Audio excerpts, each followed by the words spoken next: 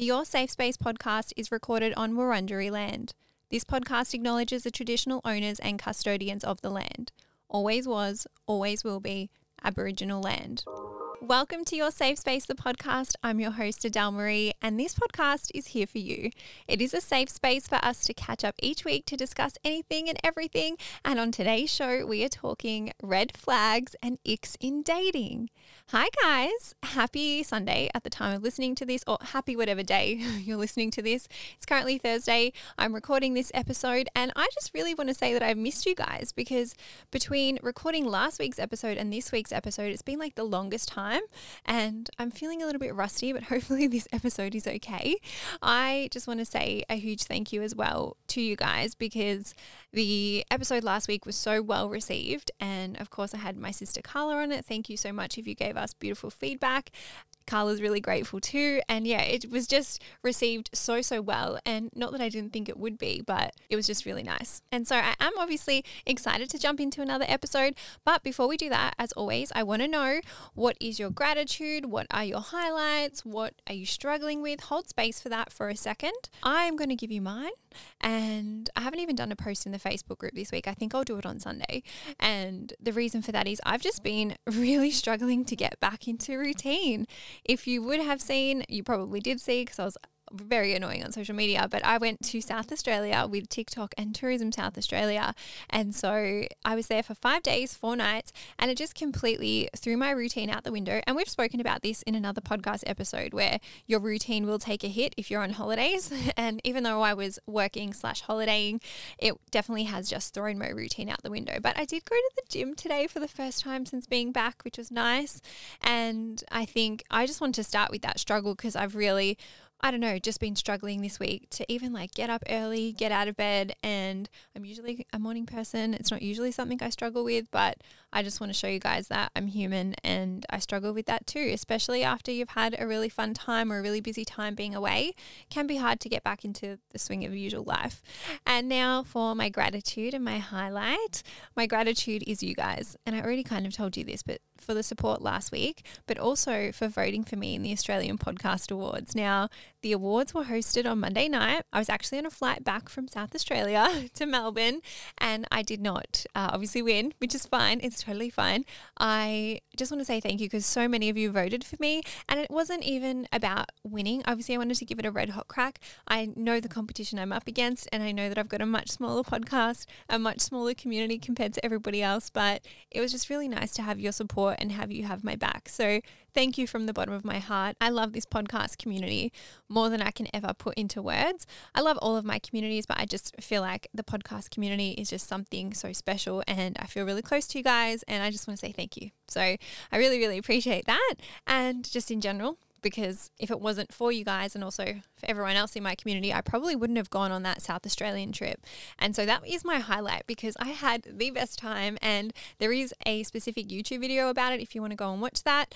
We got up to so much fun, and I just think it was really nice for me to experience South Australia like that.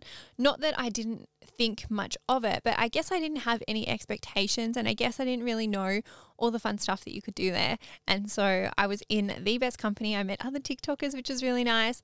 I was with TikTok and Tourism South Australia and Komodo, who were the company that organised it, and it was just beautiful. And I had the best time, and it was exactly what I needed. And I was very anxious in the lead up to the trip, but being on it and experiencing it was just, yeah, amazing. So that was my highlight. I saw dolphins, guys, and I was really, really excited about that. I've never seen them in the wild like that before, and it was just so special, and I think I would love to swim with them, but I don't know if that's a bad thing for them. I obviously would want to do that with like wild dolphins if possible. I need to do some research, but yeah, I had the best time. And so I'm excited and grateful and yeah, ready for today's show. Now, today's show is a very juicy one. It's very exciting. It's jam-packed. We're going through my red flags in dating. I'm going to share with you what some of my red flags are. I will also teach you how to get clear on knowing what your own red flags are so that you can be empowered while dating, because I think that's super important. We will then go through some icks, and I'm going to give you some of mine, and then I'm going to give you some from you guys. When I put the question box up, I don't know what I was expecting. I thought it could go one of two ways. People will want really serious red flag, deep chat, or people are going to send me hilarious icks. And I got both. And so this podcast episode is going to be both. And then I'll also tell you the difference between icks and red flags. And I'll give you some insight into the biggest ick that I've overlooked in the past. And then we'll jump into the listener questions, which include being too picky, falling for potential, and what to do if you're in a relationship with someone with a lot of red flags. All right, guys. So as always, we start with the definition. Now, a red flag is a warning of danger, okay? And so in the text or context of dating, it is a warning of danger in dating. So something that comes up in a date or while you're getting to know each other early on. I'm going to say red flags can come up very early. The ones I'll discuss today, I'm more talking about like on the first few dates, but there are definitely red flags that can come up in the middle of a relationship or at any point in a relationship. And I'd also say that red flags are probably a little bit different to deal breakers. I would say there are deal breakers that I haven't listed in the red flags. And there are also some red flags that could be deal breakers. Now, these are my red flags. Obviously, there's heaps out there. I'm not saying that my red flags are the only ones.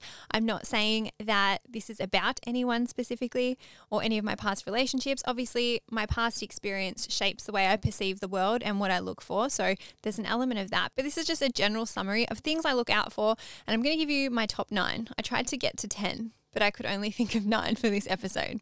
All right, so without any further waiting, let's jump right in. Number 1, and this is my biggest red flag, is probably little to no self-awareness or lacking in self-awareness. And what I mean by that is when someone is not aware of who they are, when they're not aware of their own values, their own beliefs, their own emotions, their own thoughts, I feel like that is a little bit of a red flag. Hear me out, because I am someone who is like, I'm going to say almost borderline too self-aware, if that's even a thing. And so I almost feel like I need someone on that level to understand me, because without that, I don't think it would work. And I feel like down the track, what it would mean is that if I was to go get into a relationship with someone that didn't have that self-awareness, it might land us in things like poor communication, no accountability, just like subpar behavior. And so I'm not sitting here saying that everyone needs to be as self-aware as me. No, that's not what I'm saying. But I would like my partner to have some self-awareness. And so for me, if they don't have that, that would be a red flag. Number 2 is too fast, too soon. Now, I think I've spoken about this a little bit before. I had a relationship that went too fast, too soon. But what I'm talking about are things like love bombing. So being really over the top really quickly. So whether it's over the top in terms of like displays of affection, in terms of admiration, in terms of attention. Don't get me wrong, I'm not saying I don't like compliments, I don't like to be flattered, but I'm talking like 0 to 100. And then I'm also talking about future faking. So what that means is when you've just met someone and they're talking about taking you to their sister's wedding or taking you on a holiday or moving in together within like a week. Right? Future faking, talking about things in the future that aren't necessarily going to happen, but giving you that false sense like they are. And what I want to say on this point is it takes time to build a bond with somebody. When you're dating someone, especially on like a first or second date, you are strangers. You don't know each other. I feel like having had this in past experiences, when someone shows you or expresses that love for you when they don't even know you, it doesn't give you a very strong foundation to start on because they don't really know you. They're still getting to know you. And I think for me personally, if I'm dating somebody and they start to show signs of that or do that to me, I start to panic, and that's something that I would just probably move away from. I would much rather things be almost like a slow burn, have that friendship foundation first, and then obviously move to that intimacy and that connection and that bond as time progresses. We're strangers, we're going to treat each other accordingly, especially in like the first few dates, especially then. And then red flag number 3 is game playing. And this is an interesting one because I think had you asked me in my early 20s if this was a red flag, I would have said no. I wouldn't have even been aware of it. I would have been thriving in it because I thought game playing, and not even that I knew it was game playing, but I thought that this kind of behavior meant that like they were into me, or meant that there was like they were hard to get, or just meant that there was like that thrill there. But what I'm talking about is any kind of behavior that leaves you feeling confused about what's going on. Flaky behavior, breadcrumbing, hate breadcrumbing, ghosting, or even just like disappearing for days at a time, not texting you for days at a time. Or the other thing that they do is when their words and their actions don't match up. Anything that is super confusing and leaving you feeling like, what the hell is going on? Where do I stand with this person? For me anyway, is a red flag. And I've had it recently, and I had it, I'm going to say when I first started dating again after the last breakup. I hadn't even gone on a date with this guy. I'll give you an example. And I remember I was in COVID lockdown, and it was February this year. I had COVID, and he was like texting me or like messaging me to like check in on me and whatnot. And I thought that was really lovely. And he had like mentioned potentially going on a first date. And I had known this man for like a little while. We were friends. We had known each other for a few years. And I thought, okay, like, he's kind of cute. I'd always thought he was kind of cute, and I was vibing, chatting to him, and I thought it was sweet that he was checking in on me. And then it was like the third night of my isolation, and he asked me what I was doing. I said, oh, I'm in isolation. He goes, oh yeah, I'm going on a date. This was after we had just talked about having a date together. And it just gave me like a little bit of a in my stomach, you know, that feeling, like that sinking feeling. And he wasn't doing anything wrong, by the way. Like, we had no conversation about being exclusive. We haven't even had a date, but I just thought, not the vibe. And so that's a prime example of what I'm talking about. It's just not it for me anymore. I don't find that attractive anymore. And then red flag number 4 is overstepping my boundaries. And I'm talking about physical boundaries, mental boundaries, emotional boundaries. And I'm not just talking about sex on the first date. And I'm also not saying that you shouldn't have sex on the first date. I'm not here to say that if you want to have sex on the first or second date, do you? I'm not going to sit here and say don't do anything. As long as you want to do it, you do it. Okay? I'm talking about, in general, the person you're dating not respecting your boundaries, your time, your personal space. I'm even talking about like asking really personal questions. And I don't think that most of us realize this, but I had this conversation with my psychologist where I've had men that I've dated in the past, like almost like tell me these really personal, intimate details of their life when they don't even know me, or like try to push the conversation into like that really deep chat in like the first or second date. Again, that could almost borderline too much too soon, but it takes time to build that trust to have those conversations. You know, I think the key is knowing your boundaries so that then you can assert them and hold them. And I would also say in that is probably being too touchy-feely too soon for me anyway. Again, I'm not saying that these are right or wrong and the rules for life. I'm just sharing what my red flags are. Red flag number 5 is their past and history. Now, I'm not saying this because I don't think people should have a past or should have a history. Absolutely not. Guys, I'm nearly 30 years old. The people I date are around my age or older. A lot of us have baggage. A lot of us have history. A lot of us, sometimes people even have kids with their exes at this point in life or even younger. And I don't mind people having that baggage. What I mind is how they talk about their past and how they talk about their exes. I'm talking about them saying that their ex is crazy or them like talking really badly about their ex. And that for me is like an immediate red flag because in my mind, or not even in my mind, I want to know that you have learned from your past relationships. I want to know that you understand firstly why that relationship broke down and how to not have that happen again with the next person. I want to know that you've grown from that relationship as well.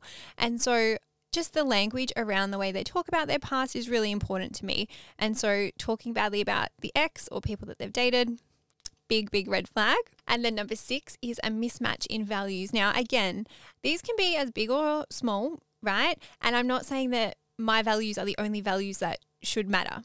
I'm just saying if I know my values and then they've got different values, that makes it a little bit of a red flag for me because I just think, how are we going to make this work? And so obviously you need to know your values to know this, and there will be a podcast on identifying your core values that will come out soon whenever you guys vote for it. But what I'm talking about is you may have a different idea of family plans. You may have different life plans. You may have different values on self-care. You may even have different lifestyles. You may have differences in how you view money. You may have differences in your humor, in schedules, in political views, communication styles, expectations in a relationship. There are so many different things that are going on. And again, knowing your values makes this easier. And there are some things in here that are like non-negotiable for me and other things that I'm a little bit more like, okay, yeah, we can deal with that. But I'll give you some examples, right? So I went on a date with this guy and I'm very open about my mental health. I'm very open about going to therapy. I have no shame in doing that. And I think I had mentioned it and he was kind of like, why are you going to therapy? Like there's nothing wrong with you. And almost like scoffed at it. Like it was this silly thing. And I was taken aback because for me, it's something really important. For me, it's like saved my life, and it's something I'll just continue to do forever. And I don't think I could be with somebody who wouldn't see the value in that, or who wouldn't see that as me taking care of myself, right? And so obviously that didn't go very far. And then another example I can give you that's probably not as serious, but I'm obviously at a point in my life where I'm kind of out of my partying phase, and I've done that. I've been there. I've done that. It was a good time. I had a lot of fun, but I don't really have any interest in that world anymore. And so there have also been times where I may have been on dates with like some party boys, and maybe back in my early 20s, that would have been a vibe. But again, our values are just not right. And I'm not saying there's anything wrong with being in your party phase. Live your life. Have your party phase. I have a lot of fun memories from that time. But I just think when you're dating, there are certain values that are really important to be on the same page, and other values that aren't that important, but just knowing what they are will help you navigate that. And for me, there are certain things that are red flags in that element. And then red flag number 7 is being rude to family members, waiters, or wait staff. And I think this one is pretty self-explanatory. Nothing bothers me more than if we're like on a date and the person is either being like rude to the waiter or the waitress, or they've like had a phone call and then like been really rude to whoever they've been on the phone to, or even worse, they've been rude to me on that first or second date. For me, immediate red flag, and I just can't see it going any further. Then we have red flag number 8, which I've just put as concerning behavior. And I've got quite a few things in here, but I thought it was important for me to cover them off. And I think eventually I might do a deeper podcast on some of this stuff. But what I'm talking about here are any kinds of behavior that are concerning. Controlling behavior, anger, issues, even like codependency, being like too codependent on you, being incredibly jealous for no reason, having conflict early on. If we're on one or two dates, we shouldn't be having an argument about something, please. Gaslighting as well. The second I notice that, immediate red flag, I'm out. And then I'll also say narcissistic behavior or any kind of abusive behavior. And that goes for emotional or physical. And so some of these can be present early on. Some of them may not be present until you're further down the track in dating, but some of them can be present early on.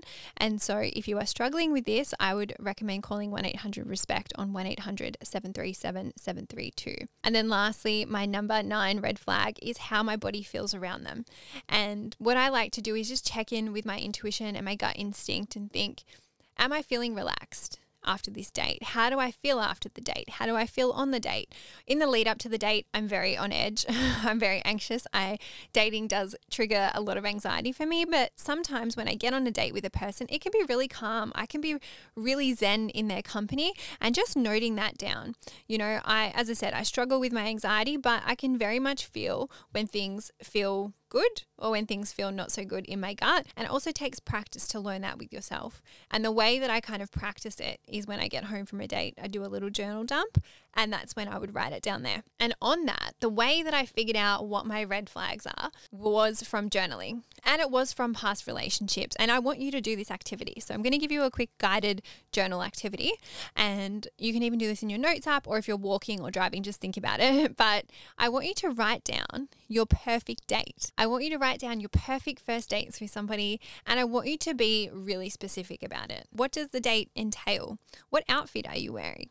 What questions are you getting asked? What questions are you asking? What is the conversation like? What are you guys doing on this date? What's your perfect date activity? How do you feel on the date? What is that feeling in your body? What are you talking about? What do you guys have in common? What things are they doing that make you feel good? Think about all of those things and write it down. You can even write a little story if you want. And I would say you can even look back at some good dates that you've been on and some good elements from past relationships to figure out what feels good, and then write that down too. And so for me, I'm going to give you what I would say makes the best date ever, right? For me, they make the plans and they follow through. That's hot to me. They make me feel safe. We have great communication. The conversation flows so easily. It's an equal balance of me asking questions, them asking questions. Things move at a healthy pace. We're getting to know each other. We're laughing. We're having fun. It's a pace that feels good. Their words and actions are matching up. they've got the same values as me, I'm in a cute outfit, we're on the beach having ice cream or fish and chips, I don't know. I'm just trying to think of like the perfect setting.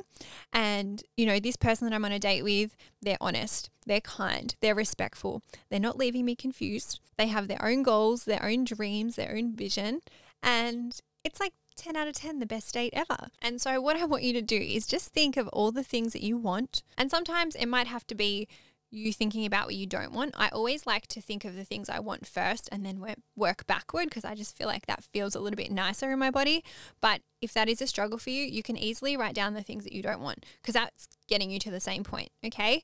And then when you are super clear on what your red flags are, you can then go in to dating and be empowered, right? Because for me now, and I am out dating again, and I've been on a couple of dates, I'm going on a couple more dates, and I'm excited about it, but it's really great practice to get out there and date, because the second you see something that may be a serious red flag for you, that is your alarm bell going, okay, this person's not right, thank you, next. Or maybe it's you're seeing some green flags that you've identified, or maybe you're seeing some orange flags that you've identified.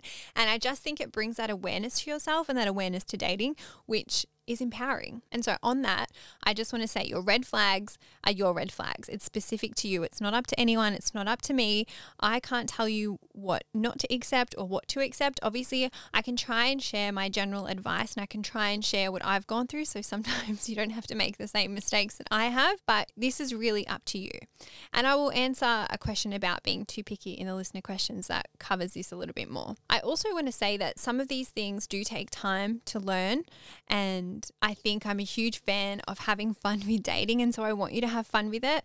I know this episode has been about red flags, but there are green flagged people out there, and I'm also a very big fan of, if you've gone on a first date with someone and you're like sitting on the fence and not really sure, I'm a fan of going on a second date and giving it another shot, because the first date, I feel like, is a bit shallow. Everyone's on their best behavior. You're not really able to uncover some of the things that you might have identified as being a red flag or a green flag. And so that second date can help you delve a little bit deeper. Now, guys, the best part of the show, we are chatting icks. And when I put that question box up, I was cackling in my room. My family was like, "Are you all right?" And I was like, "No, I'm dying, because you guys are so funny. You guys are hilarious." And I'm going to put a post up in the Facebook group, because I want to know, and obviously in the safety of the group, we can comment more things in there. I've had to filter some of the stuff I'm going to read out, but I want to know your icks. And so in terms of red flags and icks, for me, red flags are probably a little bit more serious, where I would cut things off, and icks are a little bit less serious, and sometimes funny, sometimes superficial, and sometimes I might look past an ick if it doesn't totally turn me off. And I'm giving you a definition of an ick. So an ick in dating is most commonly known as something that's a turn off when you have a romantic interest in someone. So here are my icks, and I think I've just got 6. I think I've got more, but I just wanted to put in 6 because I'm about to read you some of the icks that you guys sent through. So my icks. Number 1, when they ask for my Snapchat. I'm 29. I don't have Snapchat, guys. Number 2, when they don't like dogs. I'm a package deal with Franklin. We're a package duo. 3, when they don't know what they want in dating or life. And I immediately get the ick when I ask somebody, if I'm going to go on a date with them and I ask them, "What are you looking for?" And they're like, "I don't know, let's go with the flow." Immediate ick. I don't care if you just want to have fun. I don't care if you want a relationship. I want you to know what you want. And for me, immediate ick. The next one, when they call me babe, baby, hun. Ugh, this makes my skin crawl. And then the last one that I'm going to give you from my list is when they can't make plans. Again, I think this just goes back to, I like when someone I'm dating says, "Here's the plans, I've organized this," and they're decisive. I find that attractive.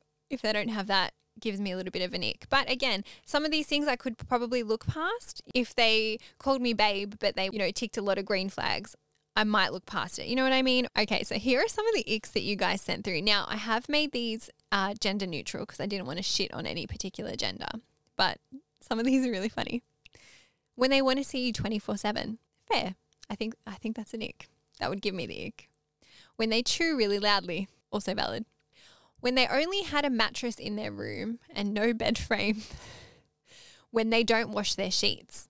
We can tell that you don't wash your sheets. Shorts.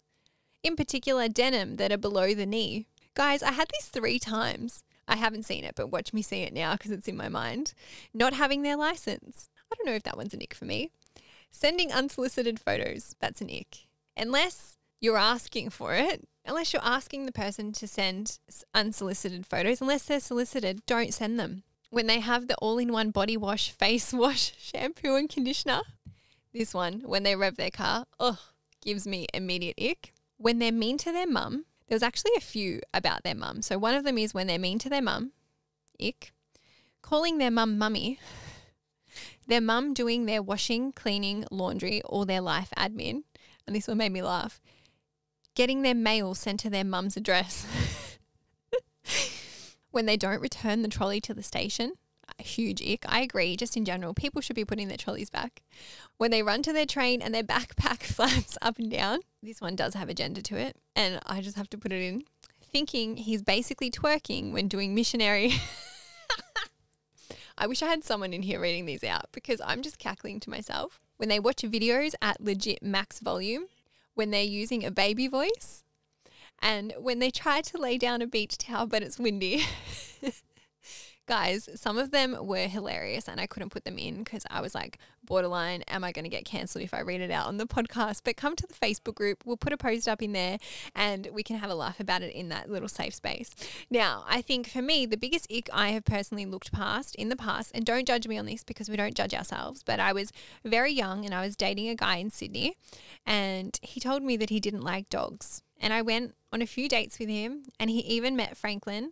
And he was okay when he met Franklin, but now I just think if a guy says he doesn't like dogs, I'm not even going anywhere near you. Now I'm very clear on like what he's like, yes and no. I think I'm actually worse in the red flag department and I'm happy to call myself out here. I have looked past some very serious red flags and then I have gotten myself into these relationships which don't last and end very badly and sometimes end very badly for myself and I get hurt. And I guess that's why I'm more cautious in dating now and that's why I want to share what I can. All right, now let's get into the listener questions. So the first question that came up is, am I being too picky? How do I know if I'm just being too picky in dating? And this makes me really sad because I feel like there is like this trope that exists out there. Like if you've been single for a really long time or if you're single, it must be because there's something wrong with you or because you're picky. And I have also been accused of this. There have been some times on TikTok where I've had like a video go viral and then it's been like, well, you're obviously too picky or there's something wrong with you or that's why you don't have a partner.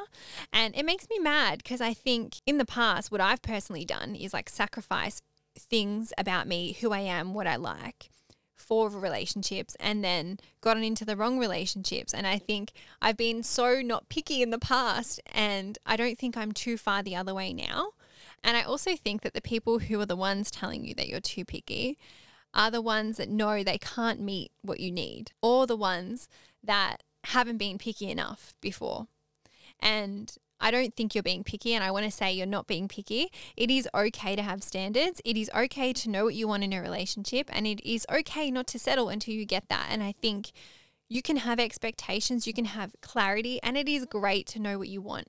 When is it a bad thing to know what you want? And I will say, what I recommend is trying to bring a balanced approach to it. Know what you want, but also don't be unrealistic. I think we can perhaps cross the line, and I'm not going to say that the line we're crossing is pickiness. I'm saying the line that we may cross is unrealistic expectations, which unrealistic expectations are never a good thing. They're never a good thing for ourselves. They're never a good thing to put on other people.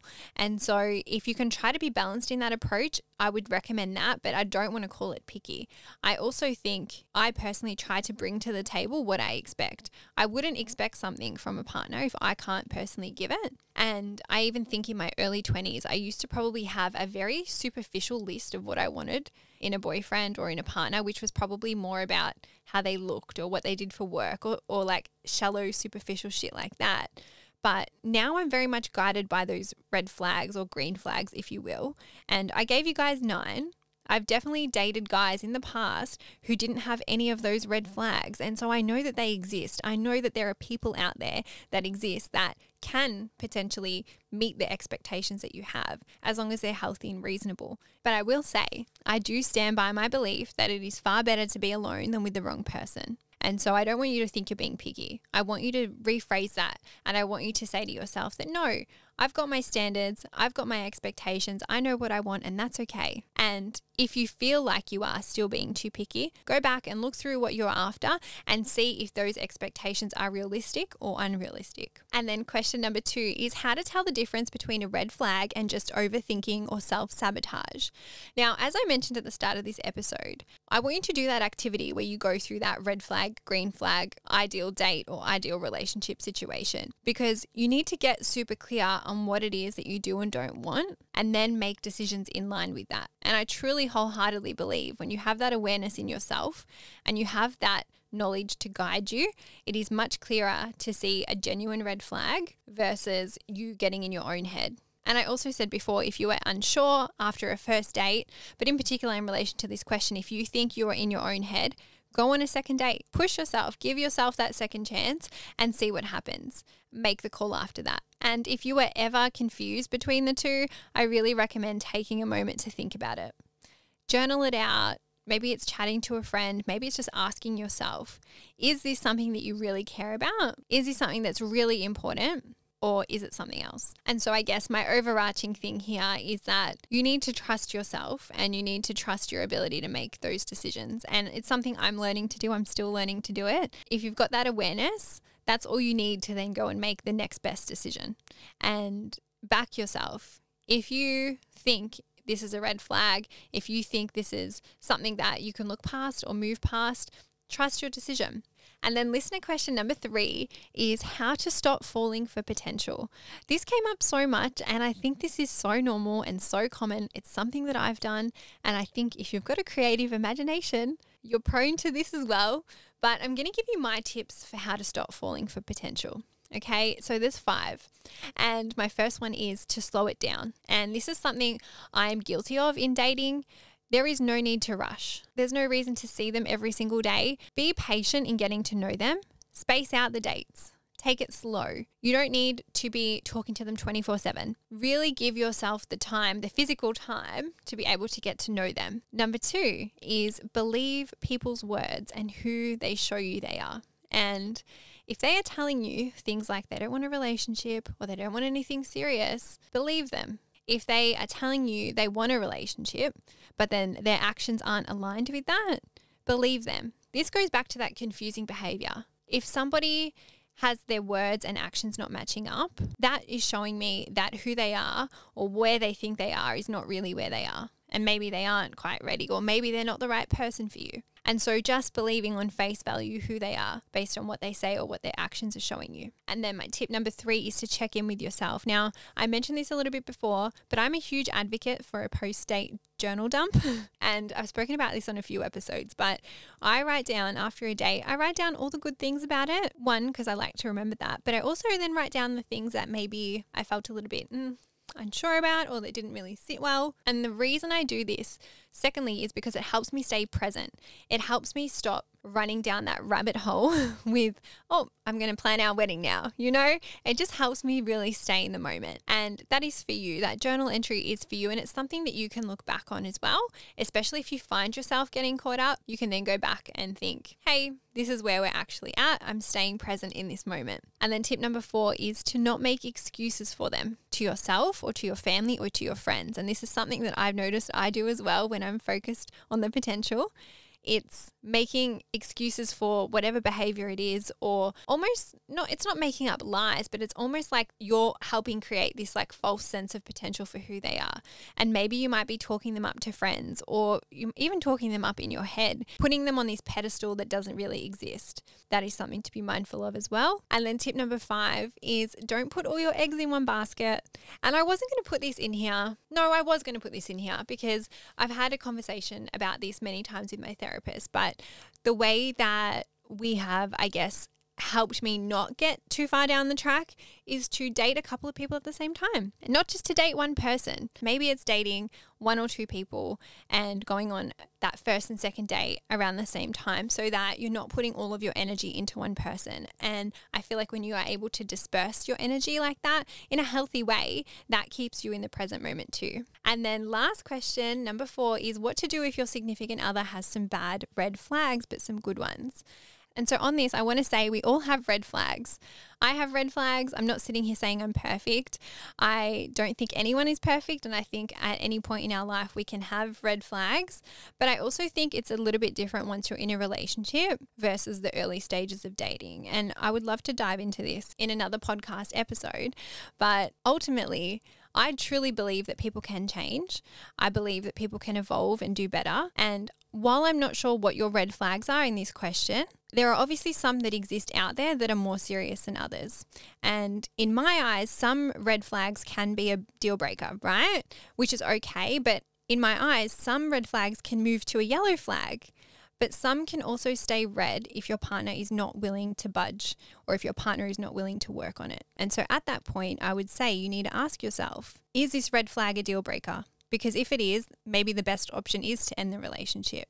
Or is this something that you can live with? And I want to leave it there. Obviously, I would love to go into that in a little bit more detail. We will in another episode, but we're going to wrap the show here. I want to say thank you for voting for this episode. I have loved recording it. I was pretty excited to do this one because I'm back out there dating again, and I just feel like it's super relevant for me. And if you're in a long-term relationship and have no interest in dating, I promise there's going to be episodes for everyone coming. So thank you for listening to this one. I also want to say thank you again for voting for me in the podcast awards. I appreciate your support.